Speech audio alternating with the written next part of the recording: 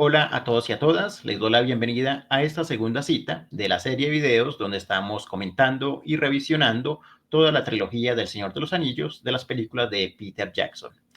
Y en la cita de hoy vamos a analizar la siguiente escena, después del prólogo de la Comunidad del Anillo, que es una de las más icónicas, aunque no es una de mis favoritas, pero es una escena importante que es sobre la comarca y la introducción de los hobbits a la historia, sobre todo en las películas.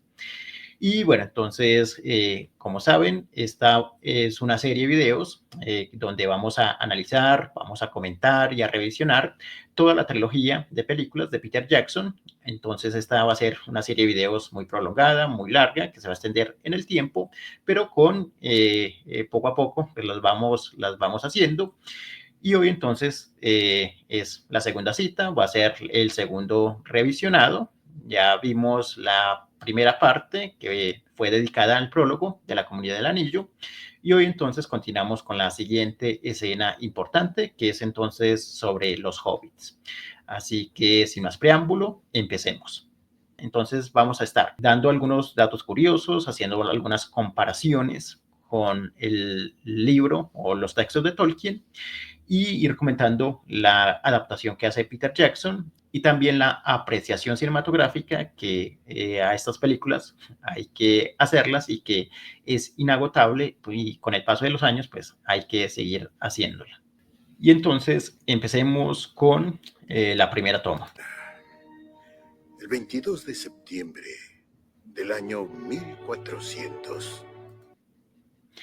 Listo. Entonces aquí hay una información muy importante que vale la pena mencionar.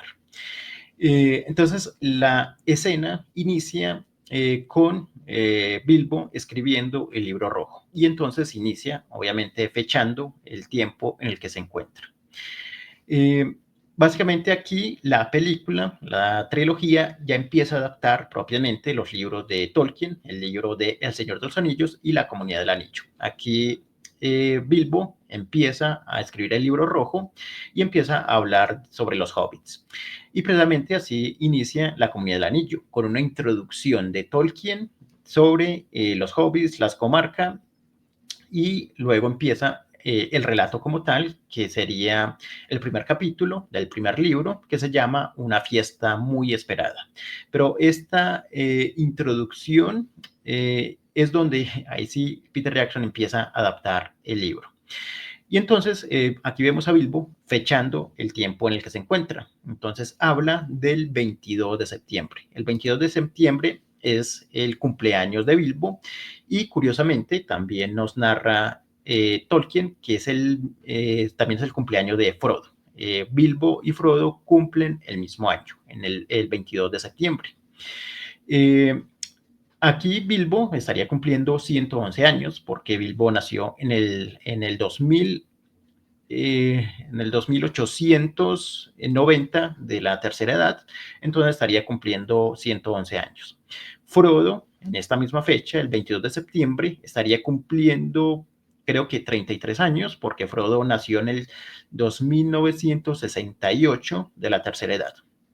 Eh, bueno, porque 111 años y Frodo 33, porque acá nos estaríamos ubicando en el 3000, en el 3001, en el año 3001 de la tercera edad. Entonces, Bilbo estaría cumpliendo 111 años y Frodo, si nació en el 2968, al 3001 estaría cumpliendo 33 años. Los dos cumplen en la misma fecha. Y es interesante porque entonces volvemos a ver la fecha del cómputo de la comarca. Yo pongo El 22 de septiembre del año 1400, por el cómputo de la comarca. Listo. Entonces, en el cómputo de la comarca están en el año 1400. En el cómputo global de la Tierra Media estarían en el 3001. Y entonces aquí también vale la pena hacer esa aclaración y es correcta. Esta adaptación que hace Peter Jackson de la temporalidad de la Tierra Media, de las películas, es tal cual como sucede en los libros. En el cómputo de la comarca, entonces están en el 1400, y entonces se supone, aunque a lo largo de toda la trilogía, el año en el que suceden los eventos o la Guerra del Anillo no es muy especificado. Creo que en ninguna de las escenas de toda la trilogía se habla del año en el que se encuentra. Esa es la única escena en donde se habla del año. Y entonces se nos habla del 1400, no se nos habla en global de la fecha de la Tierra Media, pero entonces se supone que sería en el 3001. Estamos en el 3001 de la Tercera Edad. ¿Y por qué entonces en la comarca hay una contabilidad, un cómputo distinto al general de la Tierra Media? Y es que el cómputo como tal de la comarca inicia propiamente con la fundación, pues obviamente de la comarca. Y es que los hobbits o los Perianat, es decir, esta subespecie de los hombres, la gente pequeña, los medianos, vienen del este, vienen, no se sabe muy bien de qué región, pero del este empezaron a inmigrar al oeste, digamos desde inicios de la Tercera Edad. Y pasados 1000 años de la Tercera Edad, los pelosos, que son, digamos, la subespecie o la rama de los hobbits, de donde vienen precisamente los hobbits de la comarca, entraron en Eriador, es decir, al oeste de la Tierra Media, más o menos en los años 1000. Luego, las demás razas de los hobbits, como los albos y los fuertes, se le fueron uniendo, pero fueron entrando al oeste, a Eriador, más retrasados. Pero luego en la comarca, pues se fueron uniendo las tres ramas. En general, porque los albos pues siguieron viviendo en los gamos, en el este de la comarca, y los fuertes pues fueron disminuyendo en número, pero siguieron siendo un pueblo de Perianats muy ribereños, es decir, que vivían en las costas de los ríos, sobre todo del río Anduin, del río Grande, precisamente Gollum, que pertenece a la rama de los fuertes, vivían junto al Anduin, y precisamente pues Diggle y Sméagol encontraron el anillo ahí porque estaban junto al río Anduin, que fue donde se perdió Isildur. Y la fundación de la comarca entonces se data del 1601 o 1600 de la Tercera Edad. Y la tierra, que luego fue llamada la comarca, fue dada por el rey de Arthedain, Argeleb II. Este rey de Arthedain o este rey de Arnor, pues les dio esta tierra a los hobbits para que, digamos, la protegieran, la cuidaran, y ese sitio es un lugar de paso de la gente que va del este al occidente, y entonces este rey les dio como la misión o la función de cuidar ese camino o ese paso y los puentes. Y ahí entonces estos hobbits se asentaron y crearon la comarca. Y data del 1600-1601. Y entonces ahí empezó el cómputo de la comarca. Y entonces, llegados al año 3001 de la Tercera Edad, se cuentan entonces 1400 años, que es la edad que tiene la comarca. Entonces, esta fecha es correcta y está bien adaptada. Y entonces se puede suponer de que sí, la edad en la que se adapta las películas es en el 3001 de la Tercera Edad, y entonces es una adaptación correcta de los textos de Tolkien. Bolsón cerrado, bolsón de tirada. Del oeste, la comarca. Y digamos que aquí hay una descripción muy rápida, muy somera, de la descripción detallada que hace Tolkien en los libros. Aquí Peter Jackson, pues obviamente, como no hay tiempo y espacio, pues entonces da una descripción muy rápida del tiempo y el lugar en el que nos encontramos. Tierra Media.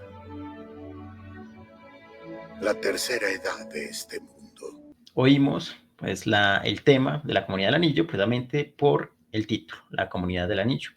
Y vemos cómo Bilbo entonces empieza a escribir el libro rojo y a contar un poco la historia de la que sabemos del Hobbit, que luego pues Frodo va a complementar con la segunda parte del Hobbit, que es El Señor de los Anillos. ¿En dónde empiezo? Ah, sí.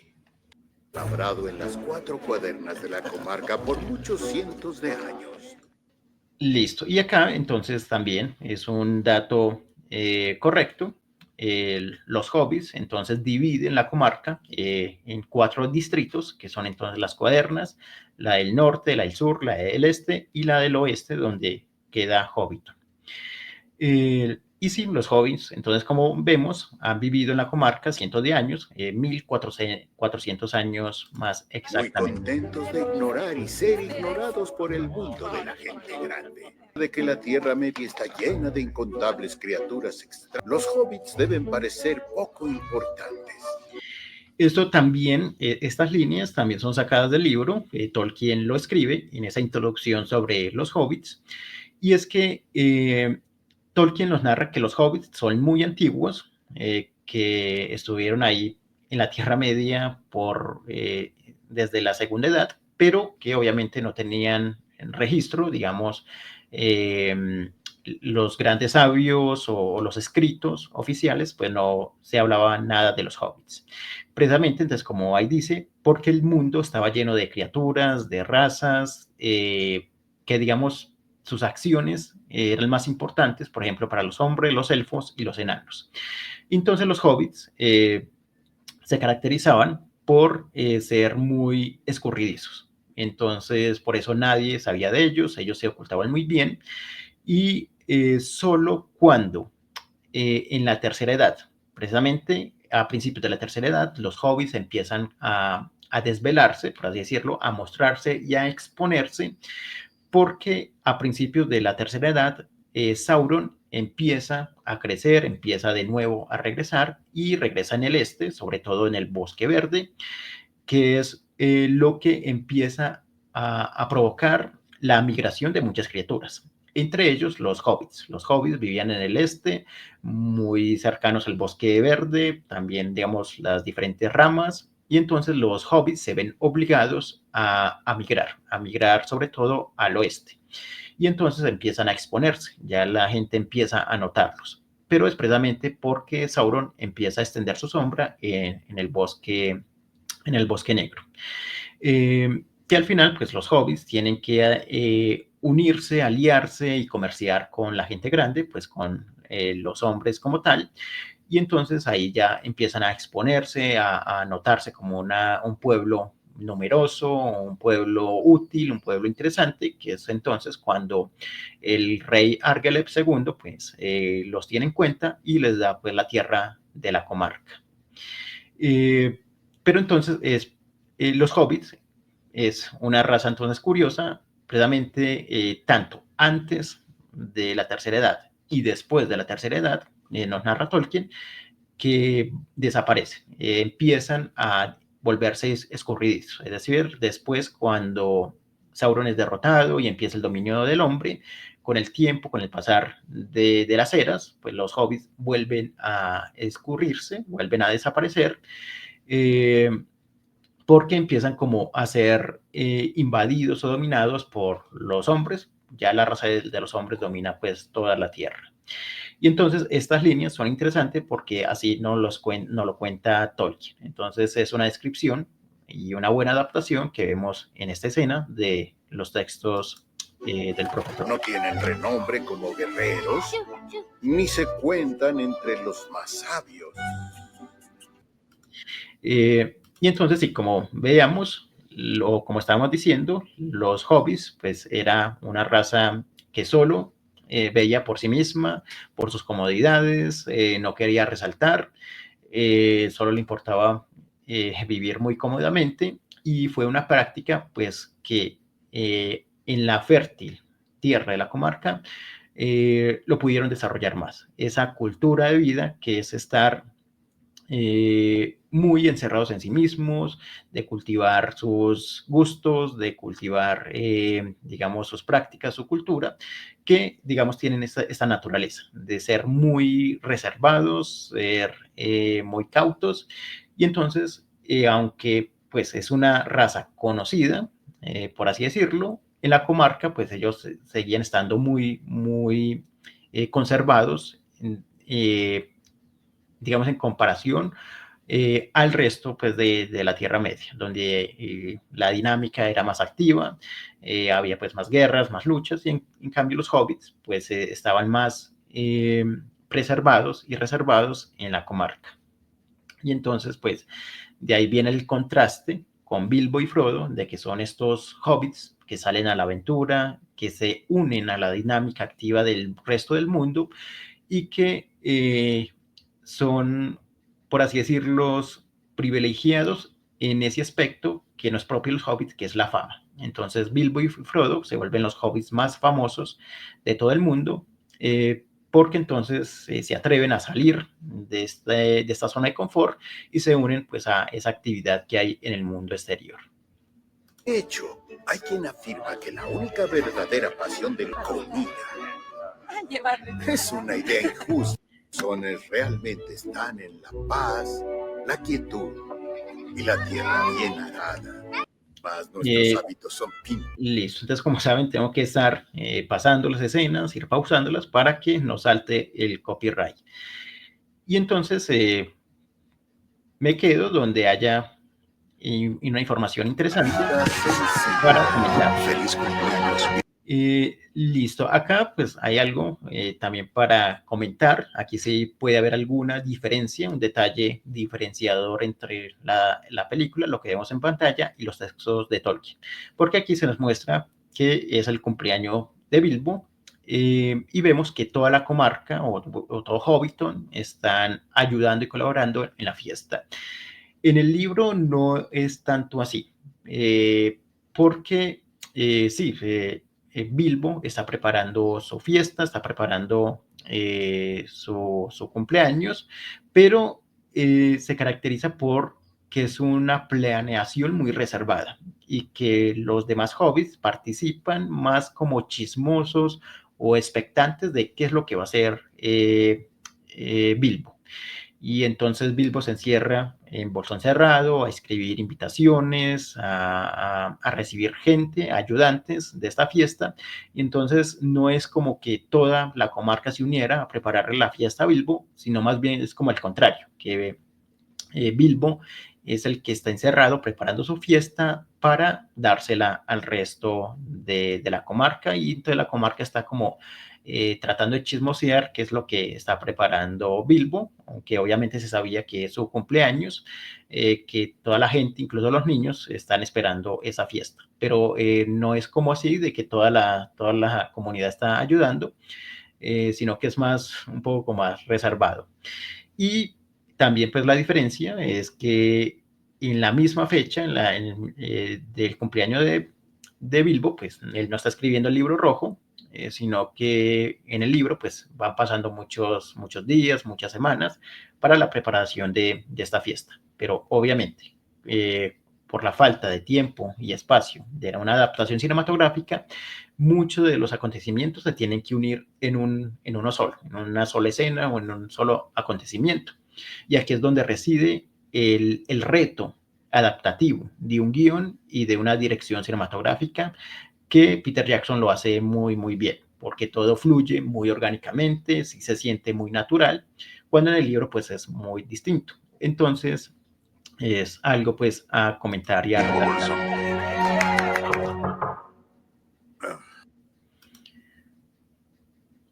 Y bueno, aquí pasamos a la escena donde llega Gandalf.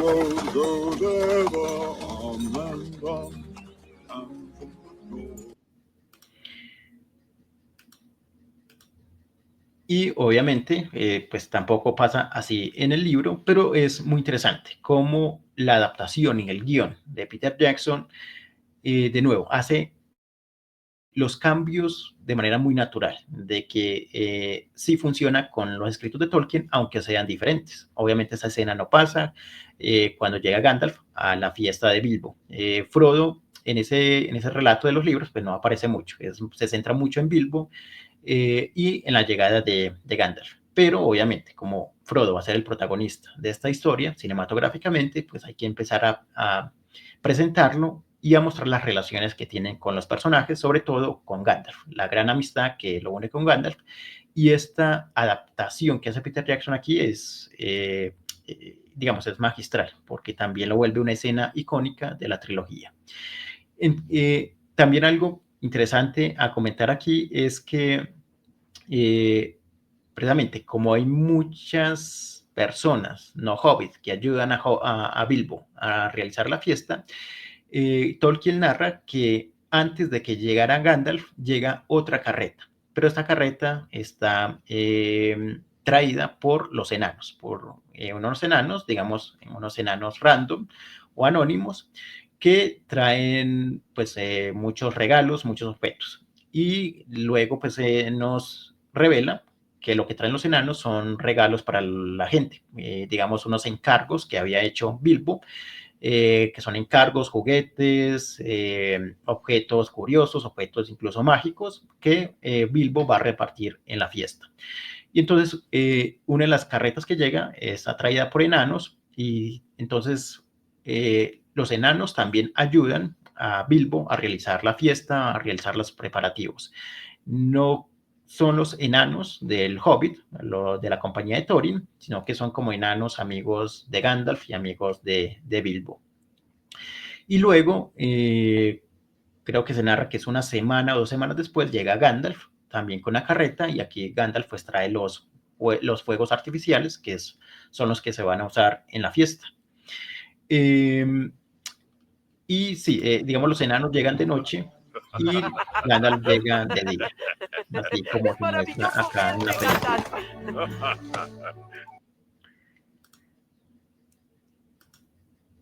Y bueno, entonces acá esta conversación usando líneas que sí usa Tolkien en los libros, pero aquí Peter Jackson los usa a modo de diálogo. Entonces, de que Gandalf es amigo de la comarca, pero también es un perturbador de la paz de la comarca por venir a traer noticias del mundo exterior, pero también para motivar a los hobbits a las aventuras.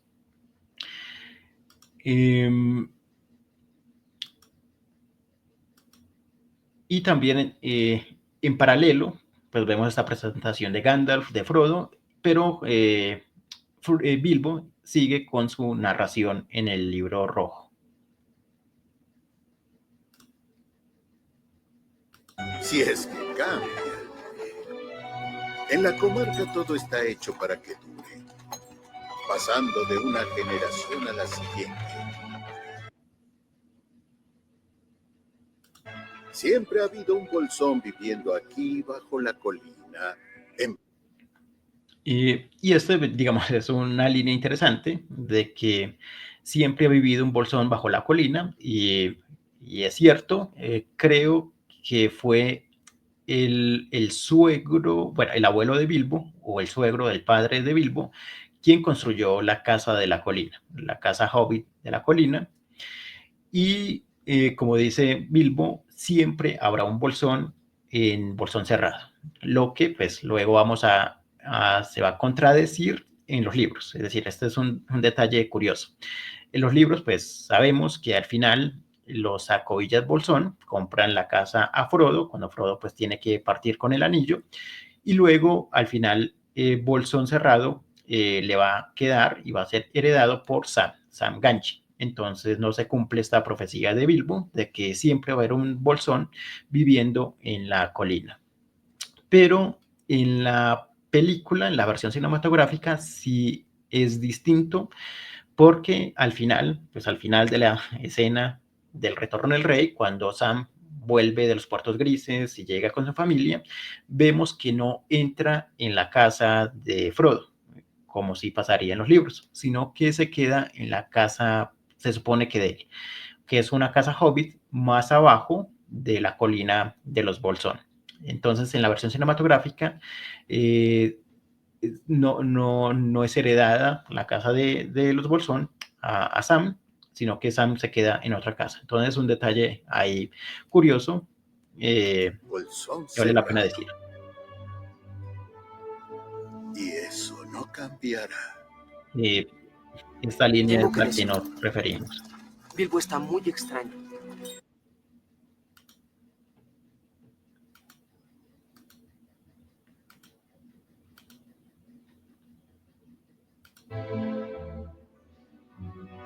Se propone algo. Y bueno, no sé si notaron, pero aquí la música o la banda sonora es el tema de los hobbits de la comarca, que es uno de los más representativos de las películas. Y vemos en ese preciso momento cuando la musicalidad del Hobbit, que es muy amigable, que es muy ambiental, se torna oscura. Se torna oscura porque precisamente estábamos hablando del anillo único. Entonces, pues indirectamente, vemos que Bilbo está buscando el anillo, Frodo dice que está muy raro y vemos pues que Bilbo toma el anillo. Y ahí el tema de la comarca, el tema musical, se contamina un poco con el tema del anillo. Entonces es un detalle musical muy, muy interesante, que es imperceptible, pero que precisamente la maestría está en los detalles.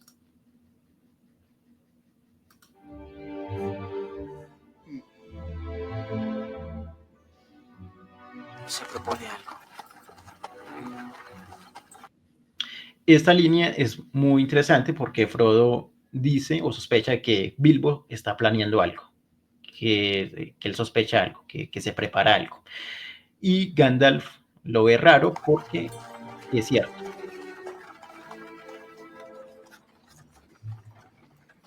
Adelante, concéntrate. Y eso es interesante porque, eh, digamos, Gandalf sabe de que sí, hay un plan entre Bilbo y Gandalf. Frodo lo sospecha y entonces Gandalf pues le pone esa cara porque se da cuenta de que Frodo está sospechando y aquí entonces Frodo le reclama de que sí hay un secreto y que se lo revele. El secreto es que Bilbo se vaya de la comarca, se vaya pues a Rivendell con los elfos, pero que deje el anillo. Ese es como el plan. En el libro se cuenta que cuando Gandalf habla con Bilbo sobre la partida de la comarca y que deje todo preparado, eh, ahí lo que le interesa a Gandalf es el anillo, que Bilbo deje el anillo y bueno, y parta a Rivendell. Porque en ese momento Gandalf ya está sospechando que el anillo que tiene Bilbo, el anillo mágico, es el anillo de Sauron. O sea, simplemente ahí está sospechando. Gandalf, muchos años atrás, se había dado cuenta de que Bilbo había traído un anillo mágico de la aventura con los enanos y de Erebor. Obviamente Gandalf no sabía que era el anillo único, simplemente que era un anillo mágico. Gandalf pues no era muy versado en la ciencia de los anillos, pues este era un conocimiento secreto, los anillos de poder, los anillos que hizo Celebrimbor y pues toda la guerra y todo el conflicto que hubo con Sauron, pues era un conocimiento secreto, no era pues una noticia que todo el mundo supiera. Y entonces pues Gandalf, que viene en la tercera edad, no sabe nada de estos anillos, el que se entera y estudia más este tema es Saruman. Entonces Saruman es el experto en anillos, Gandalf no. Gandalf pues más o menos se enteraría de que sí hubo una guerra con anillos, que Sauron hizo unos anillos, que los elfos construyeron unos anillos y que al final pues hubo una guerra, estos se perdieron, etc. Entonces Gandalf sospecharía de que alguno de todos esos anillos que hizo los elfos, que eran mágicos pero no tan poderosos, pues fue uno de los que Bilbo encontraría. Entonces por eso Gandalf pues no le daba mucha importancia a ese objeto que tenía Bilbo.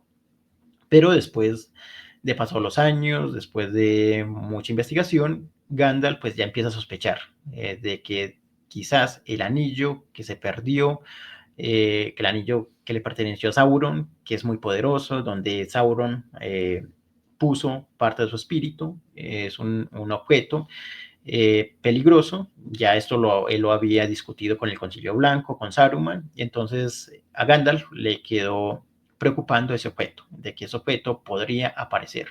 Que incluso él hablando con Elrond en esos concilios, lo hablaban, de que el anillo único podría aparecer en cualquier momento, mientras que Saruman les decía que no, que el anillo único se había perdido, que había caído en el río, pero que el río se lo había llevado hasta el mar y que ya el anillo nunca más aparecería y que por eso no había que temerle mucho a Sauron.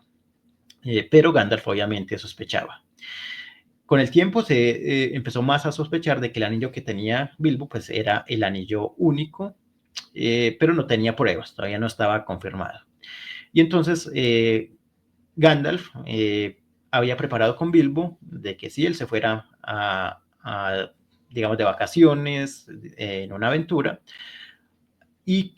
pero que le dejara todas las pertenencias a Frodo, pero sobre todo el anillo. Y era precisamente por esto, por esta sospecha que tenía Gandalf de ese anillo, que era mejor dejarlo en la comarca, porque, de nuevo, como nadie conocía a los hobbits, o pues no era pues un pueblo muy conocido, era un pueblo pequeño, o si quienes conocieran a los hobbits pues no les importaban, era un pueblo irrelevante.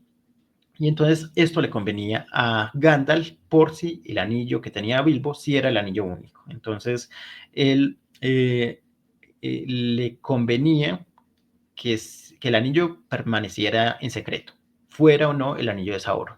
Y entonces Bilbo había ganado cierta fama, pues incluso dentro de los hobbits. Y entonces era mejor, por así decirlo, que Bilbo se deshaciera, o bueno, se separara del anillo, porque esto era peligroso. Sobre todo porque también ya Gandalf estaba sospechando de Gollum y sabía un poco de más o menos la relación de Gollum que podía tener con el anillo. Y entonces Gollum sabía que Bilbo vivía en la comarca, sabía su apellido y la relación con el anillo. Por eso entonces a Gandalf le convenía que Bilbo se separara del anillo, que Bilbo se fuera y que el anillo pues se quedara en la comarca porque nadie pues buscaría en la comarca, ese pueblo era irrelevante y entonces por así decirlo el anillo quedaría en secreto. Y es interesante que se use esa línea, que mantengan su secreto y entonces como haciendo alusión al anillo único de Sauron. Observa tus secretos. ¿Qué?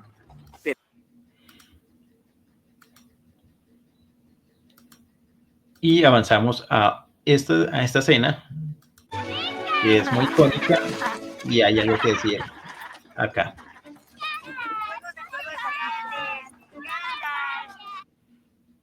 Y sí, esto se narra en el libro, de que cuando llega Gandalf con su carreta, todos los niños de Hobbiton empiezan a perseguirlo porque sospechan que traen los fuegos artificiales, que traen regalos, y ellos ya saben que va a haber una fiesta, y entonces están ahí expectantes. Y entonces, cuando ven venir a Gandalf, saben que es un mago, que es alguien curioso, y que ya Gandalf presagiaba, digamos, la diversión.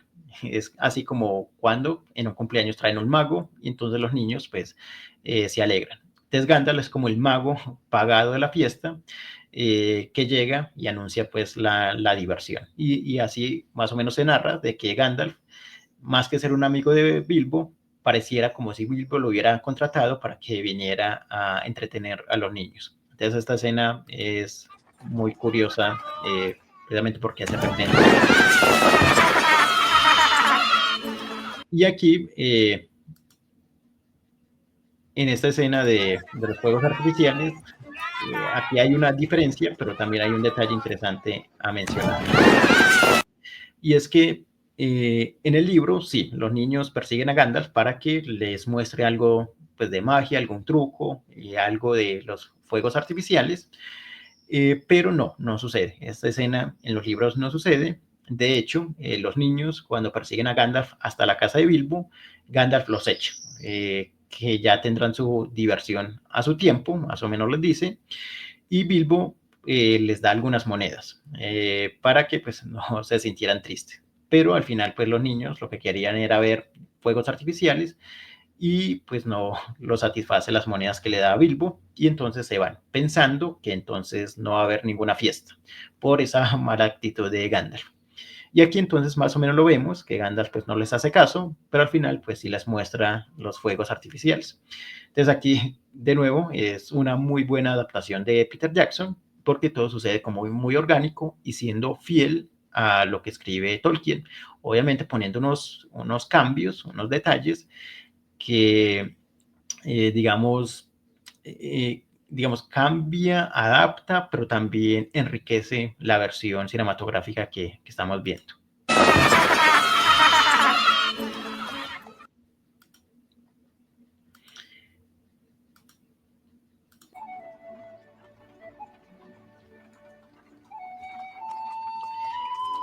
Y listo, pongo esta escena porque es interesante cómo veníamos de la primera escena, del prólogo de El Señor de los Anillos, ese prólogo tan oscuro, tan épico, tan sombrío, que fue pues la formación de los Anillos de Poder, el Anillo Único, la guerra, la última alianza que vemos, esa oscuridad un poco de la tonalidad de la fotografía de la película, la derrota de Sauron, la muerte y desaparición de Isildur, como Gollum encuentra el anillo. Entonces es como una historia muy oscura, muy épica, también muy mítica, muy arcana, muy antigua. Y de inmediato hacemos este contraste a lo soleado, a lo luminoso, a esta música feliz, muy comunitaria, también muy icónica, que llega al alma, también muy entrañable. Y entonces es muy interesante cómo El Señor de los Anillos atrapa al espectador con este contraste, digamos, tan bien realizado. Y entonces, sí, Peter Jackson hace cambios al libro como tal del Señor de los Anillos, pero hace cambios para bien, es decir, que enriquecen todo el relato, enriquecen toda esta historia. Y es lo que visual y cinematográficamente se hace bien. Digamos que son muy buenas decisiones. Empezar con esa épica, con eso mítico tan interesante, oscuro, y al final cambiamos a esto luminoso, entrañable, pero que las dos, ese contraste es muy interesante, muy atrapante. Lo oscuro de la historia de Sauron y los elfos y la historia de este pueblo nada importante, pero muy entrañable. Y entonces aquí la música, la fotografía, Gandalf, la casa de los hobbits, es muy atrapante. Entonces tenemos dos partes de una historia, digamos que va a ser muy grande y muy atrapante. Entonces, tenemos lo épico, pero también lo entrañable. Y las dos son versiones con las que los espectadores nos quedamos.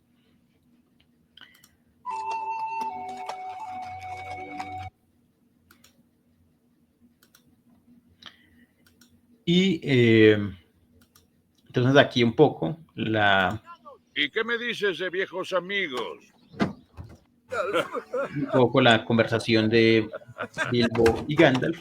Muy interesante acá las tomas de la casa de Bilbo, porque aquí es una descripción que hace Tolkien en el libro del Hobbit. Entonces, cuando empieza a hablar de que los hobbits viven en un agujero, pero no es un agujero desagradable, húmedo, seco, sino que es un agujero hobbit, y empieza la descripción del hogar de Bilbo. Y aquí entonces más o menos Peter Jackson aprovecha como también para adaptar esa descripción Tengo del Hobbit. varias botellas del viejo Los Vientos 1296. No quieres, siempre lo hiciste y siempre lo harás. Tú no me has visto. Quieren obtener la casa. No me han perdonado por vivir tanto. Debo Ese es también pues un dato interesante que se cuenta al principio de la Comunidad del Anillo en el libro, de que los Sacovillas Bolsón son los parientes más cercanos de Bilbo y serían los que heredarían las pertenencias y la casa de Bilbo si Bilbo pues muriera o pues faltase.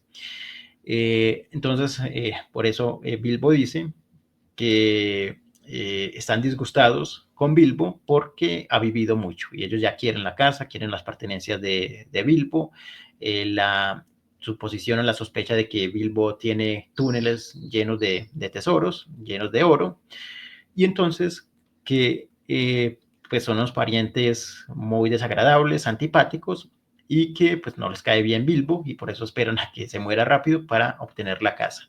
Pero que al hobbit que más odiaron es a Frodo, porque Frodo al final se volvería el heredero de Bilbo, y entonces los Sacovillas Bolsón ahí perderían la esperanza de obtener la casa, porque Frodo la heredaría y heredaría todas las pertenencias de Bilbo.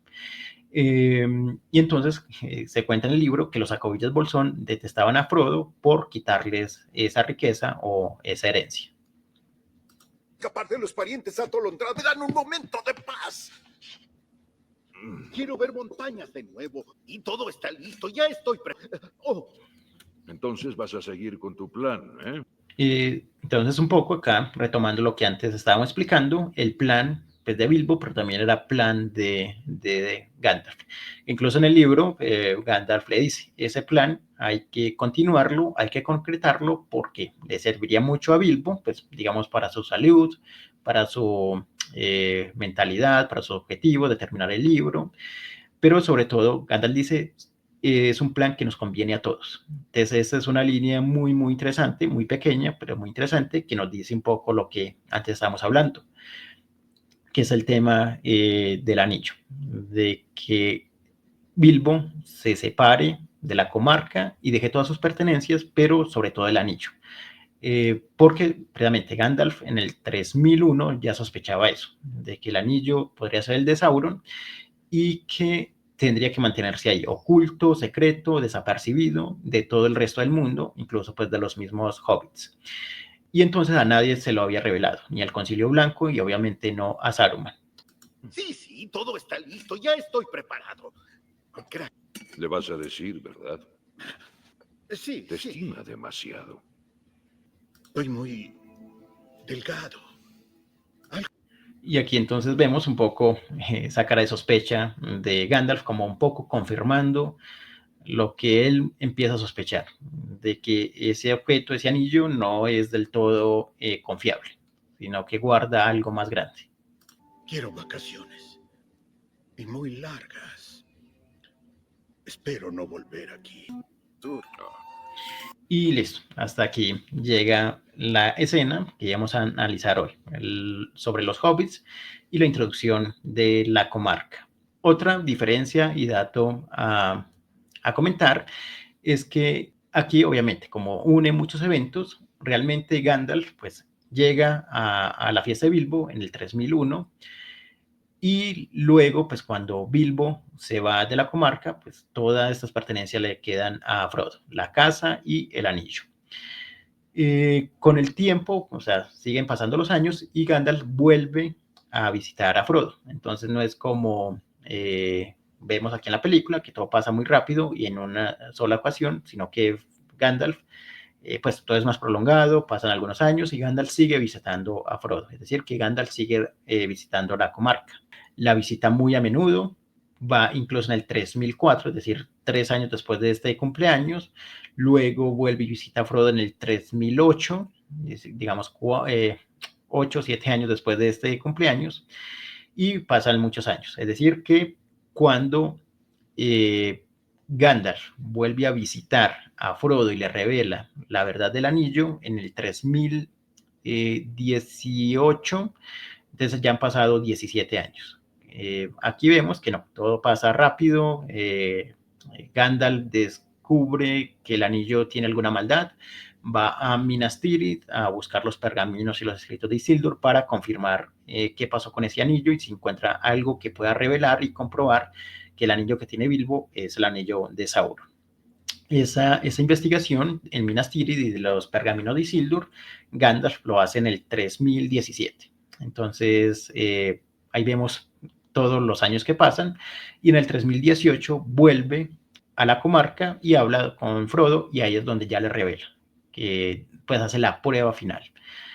Ya Gandalf había hablado con Gollum, había un poco unido cabos, cuál es la historia de Gollum, su relación con el anillo, un poco empieza a unir los puntos de la desaparición de Isildur en los Campos Gladios, el anillo como vuelve y aparece en el río Anduin, toda la historia de Gollum, y luego pues leyendo los pergaminos de Isildur, que son unos pergaminos ocultos que solo Isildur conocía, hace la prueba final, que es poner el anillo al fuego y revelar la verdad.